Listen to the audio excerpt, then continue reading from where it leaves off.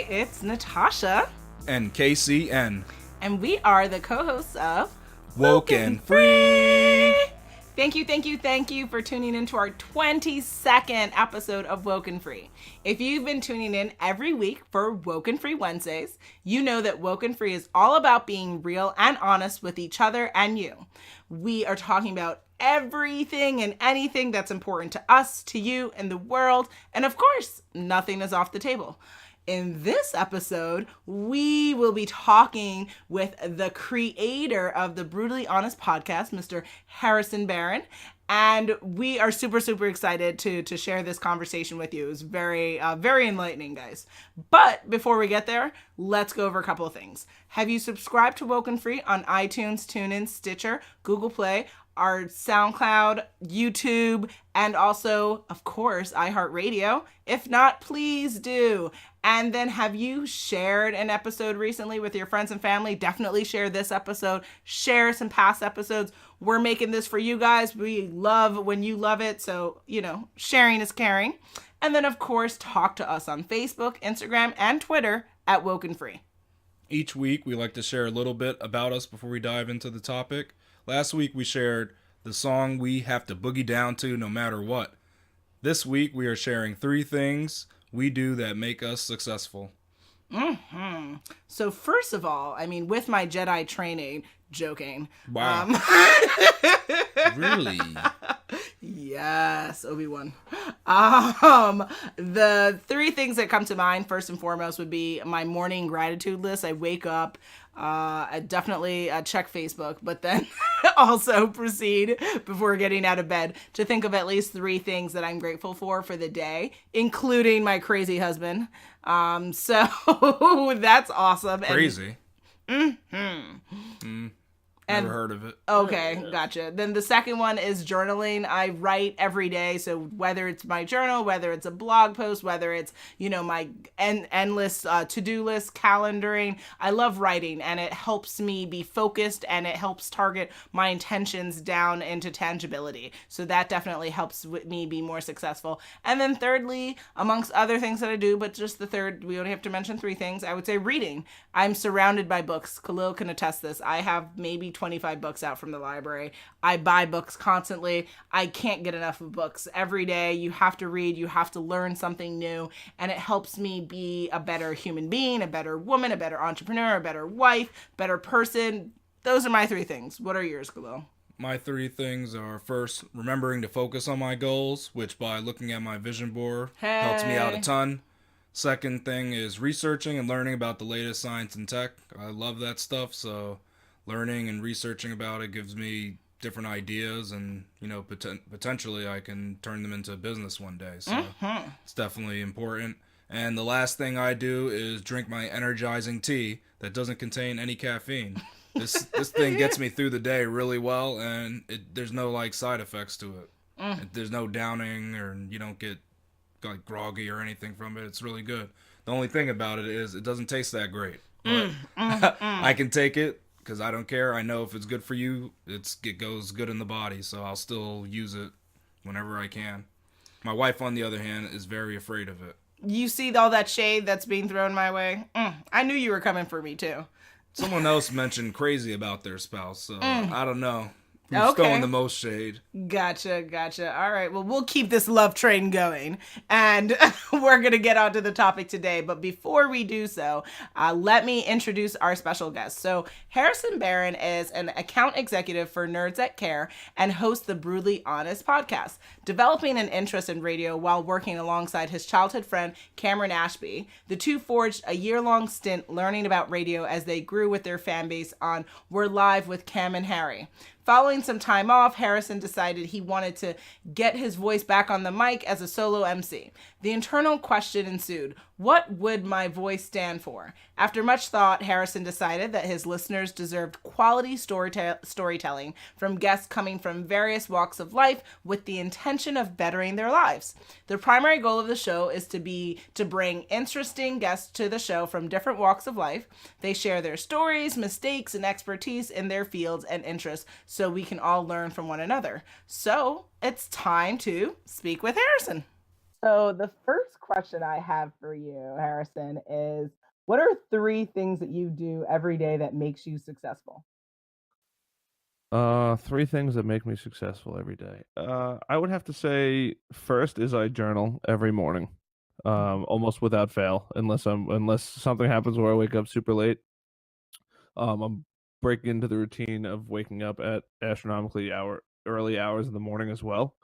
Mhm. So I'll wake up. I try to wake up, try to be out of my bed at 5 a.m. and then I'll sit down at my desk. I'll journal for a couple minutes, and then after that, shortly following is meditation, which I think is a huge factor in my daily success. And if I can, I'll meditate multiple times a day if at all possible. Wonderful. Okay. Another thing you do or no? That I mean, that's pretty much it. I have my morning coffee usually while I'm journaling, and then I go right into a 10 to 30-minute meditation, depending on how long I have and whatnot. Okay. Well, going on to the meditation thing. So, where did you learn how to meditate from? So this is not a plug for the company, but a lot of people talked about it, and I kept hearing ads for, and I guess ads do work. A phone app called Headspace, Mhm. and on Headspace, I was actually able to you pay I don't know a couple bucks a month, and you basically get access to these all pre-recorded meditations, and you just pick how long you want them for, and from there, you're pretty much golden. I mean, it doesn't really get much simpler than that. Wonderful. Wonderful. Okay. Do you need a role model to be successful, or can you be your own role model? Oh, that's a good question. I don't know if you need a role model to be successful. I think having somebody already be successful in something that you're doing is just proof of concept, because I think far too often people get a little too carried away with trying to do something that is either far too oftenly done, which I think is something that has a negative impact on most people, and not that it's a bad thing, but it's much harder to become successful when there's already a ton of people that have already tried to do it. If you're the first person or one of the first getting into it. So, for example, if you look at we're obviously recording a podcast. If you look at the podcast people, there's already been there's a lot of podcasts out there, so it's very hard to be successful. But the people that are super successful on the podcasting world were one of the first, or some of the first people that got into it. So because they're some of the first people that got into it, it makes everything that they're doing, they didn't have competition. They got to easily rise to the top. They still had to work for it, but not like other podcasts where you're competing with. I think there's 41,000 podcasts now that they say are out in the world. So to have a role model is proof of concept, but I personally think it all relies on you and how bad you want it. Far too often I see people that are saying, "Hey, it's I could do this, or I could do this, or I think I could do this." And I'm not saying that they can't, because they probably can, but see if somebody's done it before, because if somebody's done it before, that means it really can be done. If you're pioneering something, don't get me wrong, it probably can be done too, but you have no role model, or you have no example to follow.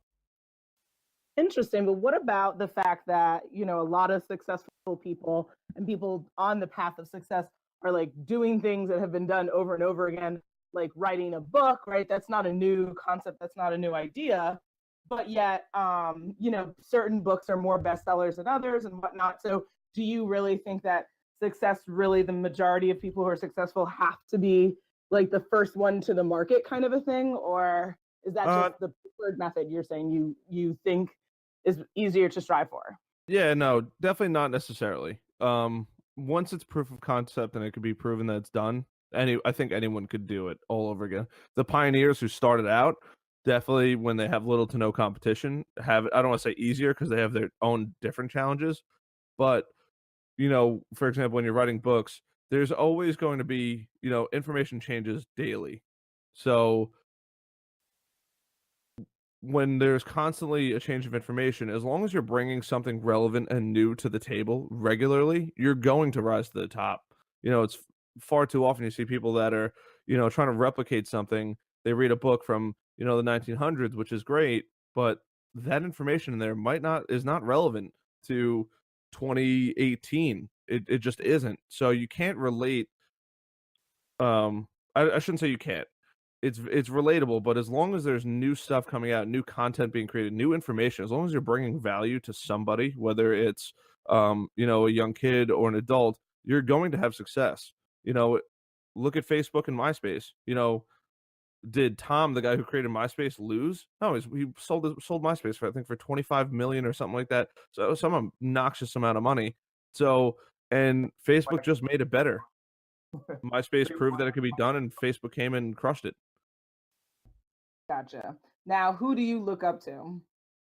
Oh man, I have a lot of people that I look up to. One of my big life changers of 2017, I think, was I went to a Tony Robbins event, and the power of positive thinking and stuff like that. But lately, I follow a lot of Tony Robbins. I follow a lot of Gary Vaynerchuk, and then I don't like to have too many people that I look up to as far as, I don't want to say these fictitious people, but it's not likely you're going to be able to hang out with Gary Vaynerchuk for the rest of your life unless you end up working for him. It's not likely that you're going to be able to hang out with Tony Robbins for the rest of your life. So you have to find people in your day-to-day life that are either going to support you, or you could look up to, or aspire to be what they're doing. And even if you think they're a little out of reach, I tell people all the time, all it takes is a simple tweet, an email, ask somebody, hey, if somebody knows somebody, just ask for an introduction and see where it goes, and I've met so many amazing people, especially the ones that I've had on my show, just because I've had the courage to ask, hey, what's up? And then I maintain and become friends with these people. Mm-hmm. You mentioned Gary Vaynerchuk. Do you believe in doing the same things as your idol or someone you admire? No. I think about that a lot, and I say, it'd probably be super cool to do something like Gary does. And who knows? I mean, you learn a lot of skills when you start your own podcast, skills that most people would never know.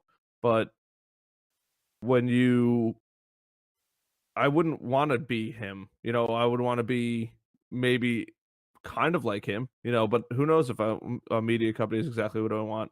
But if I have the courage and I have the drive to create a giant empire like him and use him as, hey, Gary Vaynerchuk can do it, and he wasn't even born here and worked for a wine shop, then why can't I do it? And I could do my own version of what my dream is. Gotcha. Okay. How do you define success? What is a successful person? A successful person. I think success is where you are happy with where you've gotten. I don't think success is, everybody has their own definition of what success really is. If you have on your day-to-day, like my idea of success changes regularly. Hey, is success $100 million, or is it success $1 million? Is success, hey, I have many successes every single day. If I get more subscribers on my podcast because people enjoy it, that's awesome. I love that. But if I don't, that maybe that's a loss for that day. But you have your short-term, your midterm, and long-term goals, and when you hit those goals, I think that's your success.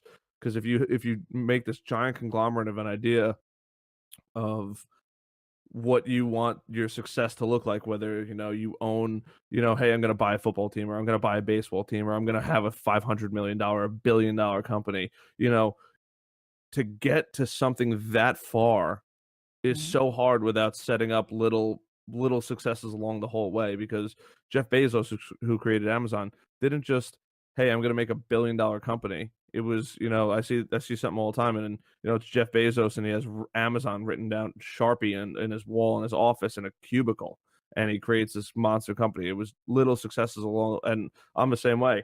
My successes are measured in a lot of what I do, and it's not even finance. It's, hey, I started a podcast, I created a website, great. Now it's this, now it's working on this. It's, hey, I did this, I completed this, I got this done, I got this person to listen to it, this person's interested, I was able to sit down and talk to this person. Those are my little successes, and then working towards the large goal of major success. Wonderful. All right. How do you know when things are going the right way for a venture or a business?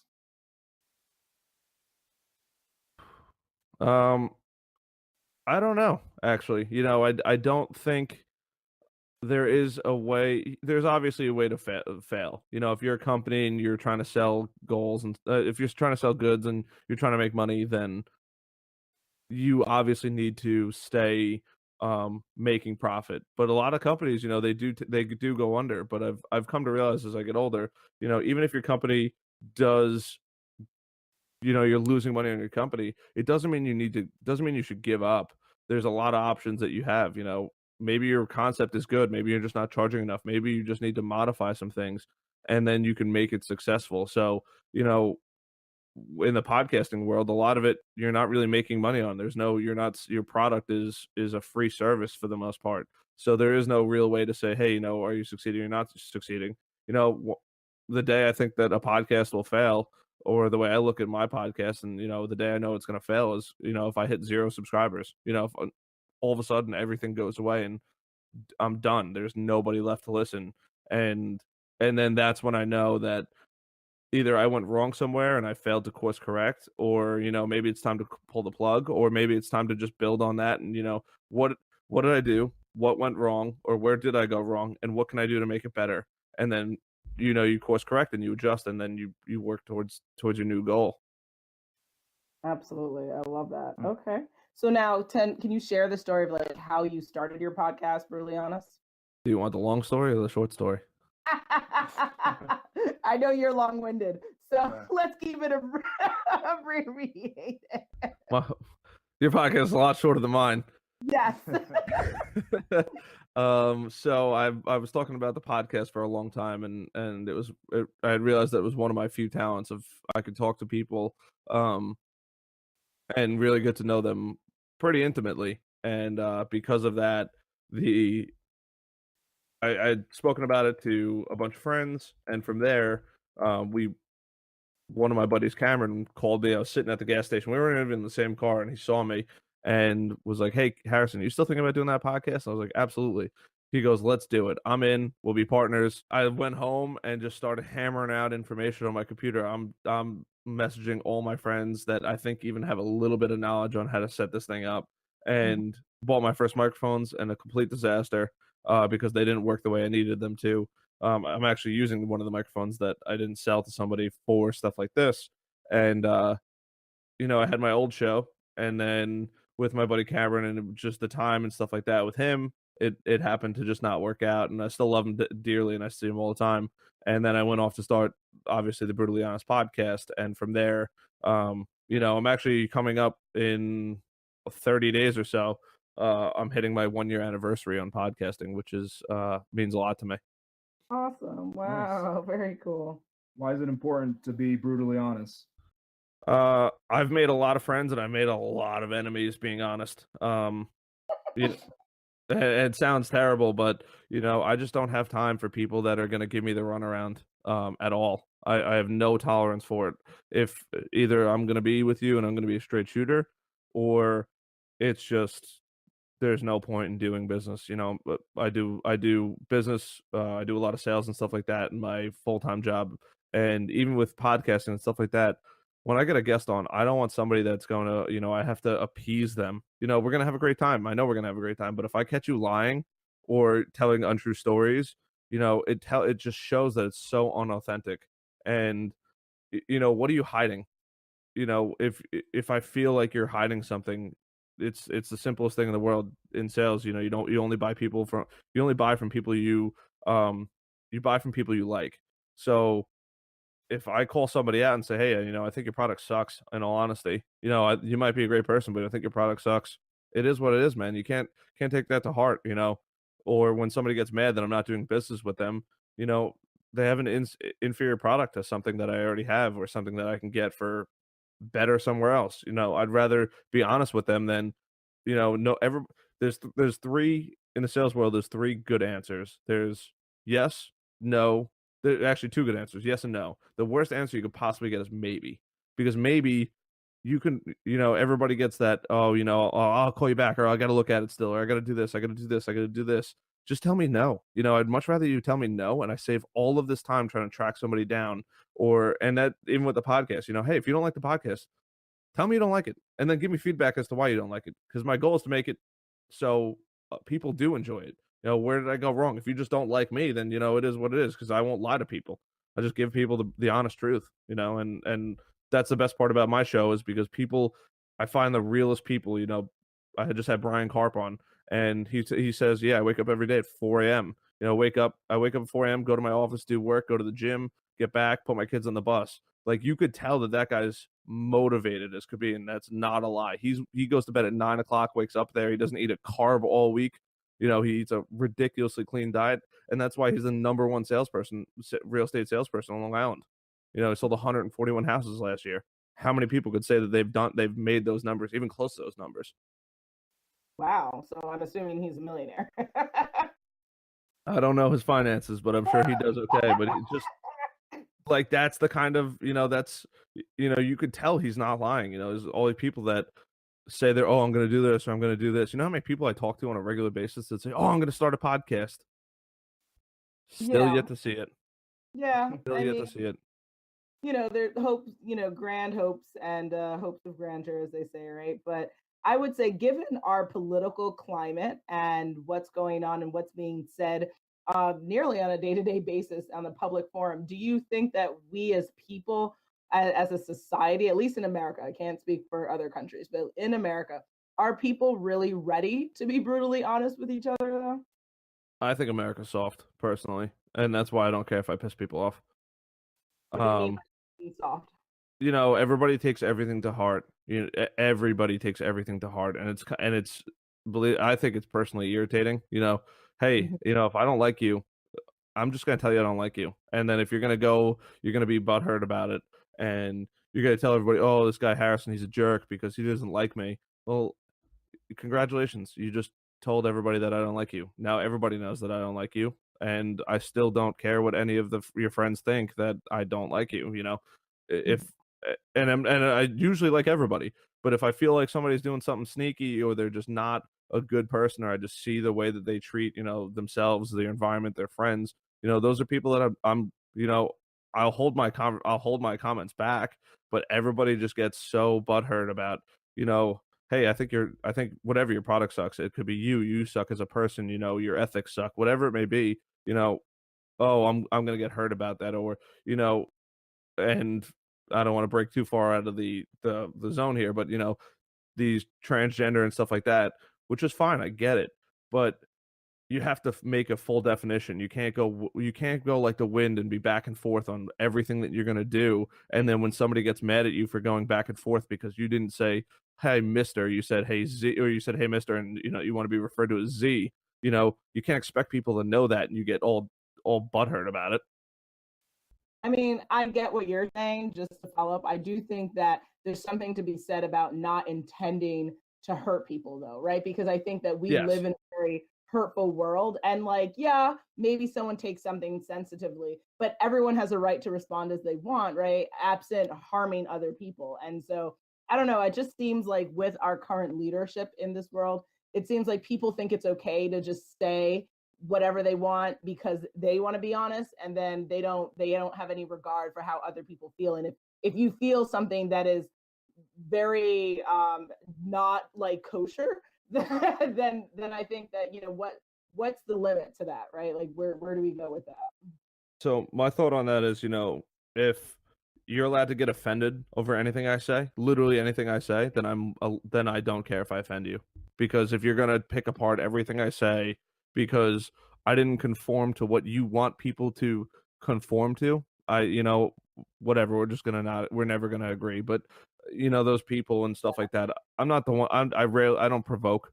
I do always say, I'm an internet troll, but that's just a friends. I'll mess around with people, but other than that, I don't care what you are. As long as you're not bothering me, it doesn't bother me. If it doesn't affect me, I could care less about it. I am so focused on my tasks at hand and getting stuff done that I could care less about 99% of the other stuff. Gotcha. What has been the biggest lesson in life you've learned so far, or in your career even? Biggest lesson,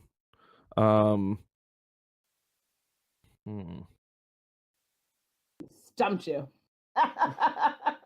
No, I wouldn't say you stumped me. I just want to make sure I give a really good answer. I think say the question one more time, just because I want to make Right. sure I get it right. So yeah. So what's the biggest lesson you've learned in your life or your career? What's the biggest lesson you've learned so far? Um, you are not entitled to anything at Mhm. all. There's so many kids that go to college thinking they're entitled to, a $50,000 or $100,000 a year job because they got some piece of paper that got mailed to them 3 weeks after graduation that says, "Hey, look, I have a degree from this college."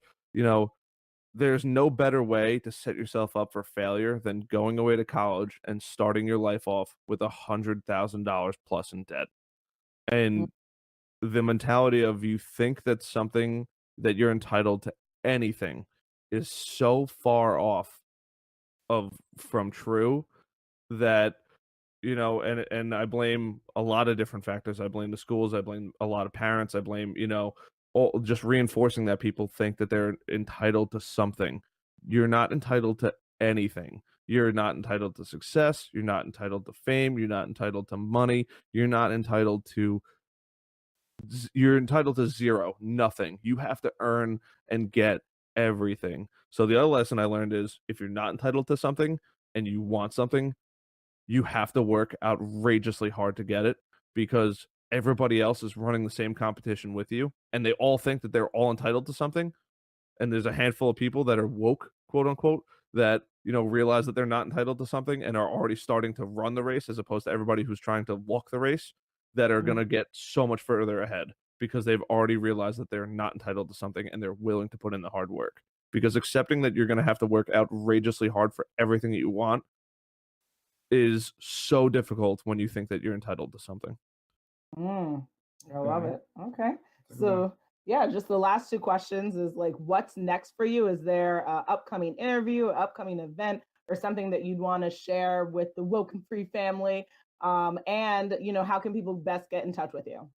That's kind of how I end mine. So, um, that's weird. I normally don't have to do this. So I'm gonna be hosting an event. If you want, check out my website, brutallyhonestpodcast.com. You can Mhm. go on there, you can subscribe for my newsletters. I'm gonna be blasting out some newsletters. Once I iron out the event, it's probably gonna be happening in April. It's gonna be a lot of business networking meetings and stuff like that, but I'm probably gonna do a live podcast and stuff like that. So if you want to come down, support whatever it is, meet some ridiculously awesome people. I'm bringing down, the best of the best. I'm not looking for Joe Schmo on the street. I'm looking for the top tier in every industry to come down and meet people. So, go on my website, sign up for the newsletter. I'm going to blast it out on my own stuff as well because I'd like to see fans on there, and subscribers. But Cool. that's my big event coming up, and then In Long Island or New York, just so people have context. it's going to be in Nassau County. Nassau County. Okay. All Yeah, it's right. gonna be in Nassau County, so in between Suffolk County and New York City, and I'm hoping to attract a large crowd from both. So that's the major event that I'm gonna be hosting, and that's gonna set me up for a couple more events throughout the year, but I don't know all the details on all of those just yet. And then how to follow me is Brutally Honest Podcast on every podcast social media out there, whether it's SoundCloud, iTunes, Google Play. You can go to my website, brutallyhonestpodcast.com. You can check out all the stuff going on there. Been putting a lot of time and effort into that website. Okay. And that's pretty much how you can follow me. Instagram, Brutally Honest Podcast, or you can follow my personal stuff, Harrison_Baron. And Twitter, I don't use too much, but it's the same thing, Brutally Honest Podcast or Brutal Podcast, and then Harrison_Baron for my personal stuff. Okay. Perfect. All right, Harrison. Well, as always, you were brutally awesome and Thanks. really fun. So thank you so much. All right, talk to you soon. All right, take care, guys. Scenario time. Scenario 1. You're out clubbing with your SO Jamie. You go grab drinks for the both of you. As you're walking back, a large person bumps to you, spilling the drinks all over Jamie. One of those drinks was a Merlot. Jamie's outfit is most likely ruined now, never to be worn ever again. The person said sorry, but is this the perfect time to be brutally honest, or could this be another case of when being brutally honest goes wrong? Ooh, interesting. So by brutally honest, do you mean like cussing this person out? However you would react to that situation. I think there's a difference between being brutally honest and being rude, or being brutally honest and being like an aggressive attacker. So I think you can be brutally honest. I think Harrison would totally agree with that approach to life. In this situation, though, I think, specifically. like he said, earlier, that you've got to be who you are. You've got to say what you want, and if it offends people, then oh well. Even in a club with inebriated people around. Again, there's a difference between brutally honest and being rude. So you can just say, you've ruined this shirt. So you not only need to say sorry, but you need to pay for my dry cleaning because I'm now unable to wear this item again, without having to be like, hey, beep, you did a beep, right? Like there's a difference as to how you approach the conversation. I guess so, but I don't think this. It might not gonna turn out well. Yeah, this situation doesn't seem like it's gonna. You end might well, get though. ruined shoes and a bag now, but I mean, all right. We'll pray for you. I don't know. In this situation, I would just let that go because this can't turn out well because that's a large person. I don't think I want to get into any scuffles or anything tonight because this was just supposed to be a good time. So I would move on. Okay. Scenario 2. Jeff is quite upset at a coworker who made a demeaning comment about liberals ruining society with their political correctness. His coworker told everyone that back in his day, people had a pair and would say whatever they wanted whenever they wanted. He went on to say that the social justice warriors are all a bunch of cats. He in fact did not use the word cat, but something that rhymes with the word mushy. Should Jeff be brutally honest with his coworker about the comment, or should he cry to HR? What kind of question is that, Khalil? Should he cry to HR? It's not a loaded question at all. Exactly. It's definitely in favor of Jeff. Who's definitely gosh, put what under does America stress. come to, guys? I can't. Again, I mean, as a contributor for the Muse, I would say, I definitely had an article about how to deal with offensive coworkers at the workplace, which you definitely guys should go check out.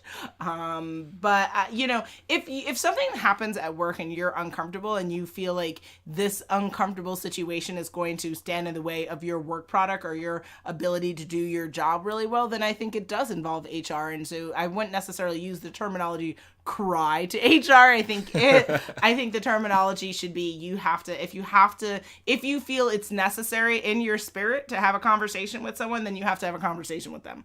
And it's not whistleblowing, it's not any of that stuff. It's about having real conversations because this is what you need, and you cannot be subdued for the interests of other people, regardless of whether they think you're mushy, aka something else. So do you and have your conversations, boo. So don't be brutally honest with your coworker. Just skip the coworker and go right to HR. I would look at your employee handbook and see what the protocol is. If it's going to be HR. They're definitely going to point you towards that. Yeah, I think it's too problematic to be like, go handle it with your employee. Like, with go handle coworker. it. Yeah, go handle it with HR. It'd be either the handbook would either point to the manager or HR. It'd be one or the other. You should follow. They wouldn't say to confront the person. You should follow protocol because that way, then you're not accused of doing any wrongdoing, and you've done what you need to do, and that's it. That's the best way to handle it. I wish I could do the same thing if I was in that scenario. Okay, cool. I would have to be brutally honest with the coworker. That's just me, though. Scenario 3. Leslie is a very ambitious director. She might be young, but she knows how to get people to do what she wants while she is on set. A powerful force indeed, she is never hesitant to speak her mind. Unfortunately, her work charm hasn't worked out so well in her personal love life. Could this be a time when being brutally honest does more harm than good? Or should she just count her losses and wait for the perfect person to ride up on the white horse? Interesting. I think that, when you're dating, there's so many different factors at play, right? And I think that, some men might be turned off by a woman who's too confident or too reassured. And you know what I say to that? That man is obviously not strong enough and not cool enough to be with her. I think that people have got to be themselves, and that if you're attracting someone who's going to fault you for being you, then that person's not for you, and you shouldn't be in a situation where you feel like you have to change yourself because, you know, you're just not fitting the mold of what other people expect for you. I think that, you know, she might want to assess what maybe has gone wrong in the previous relationships, not victim blaming, but literally just like, what were the transactions? What were things that she felt like she could have done differently, the other person could have done differently, so that she has kind of a scorebook of like, you know, how to move forward. But I think that, you know, if she's living her life and she's happy with who she is, she's just going to need to find someone who can accept her and love her for her badass self. As long as that takes. Yep, just wait. Okay, Khalil. Well, it's up to her. Time doesn't exist, remember. Yeah, she has all the time in the world, so just wait. Something will happen, right? You see how evil he is, guys? So evil. All you have to have is patience. We are at that time again. Thank Yes, goodness. ma'am. Yes, we are. It is the end of our 22nd episode of WokeNFree. So this was quite the episode, talking about being brutally honest. Even amongst us, it was a struggle. So Harrison, I don't know how you do it every day, sir, but we tip our hats off to you. And next, of course, I always do it, but you know, let's play this game. Will I leave you hanging for what our next episode is about? On our next episode, we will be discussing how to know when to trust someone. Make sure you follow us on social media to follow along in the conversation. Make sure you tune in next week for WokeNFree Wednesdays to join the conversation at WokeNFree.com. If you want to be a guest on the show, like Harrison from the Brutally Honest podcast, make sure you hit us up on WokeNFree.com and our contact us page. You can submit a topic for an upcoming episode. If you want us to revisit an episode and like a topic that we've already covered and you want to give your perspective on it, we're all ears. Hit us up, WokeNFree.com. And of course, don't forget to hit us up on social media. We're super active. You want to engage with us, we want to engage with you. Facebook, Instagram, Twitter, at WokeNFree. If you didn't already subscribe, please do. Share the episode and make sure you come back to join the conversation every Wednesday for WokeNFree Wednesdays. Until next time, y'all.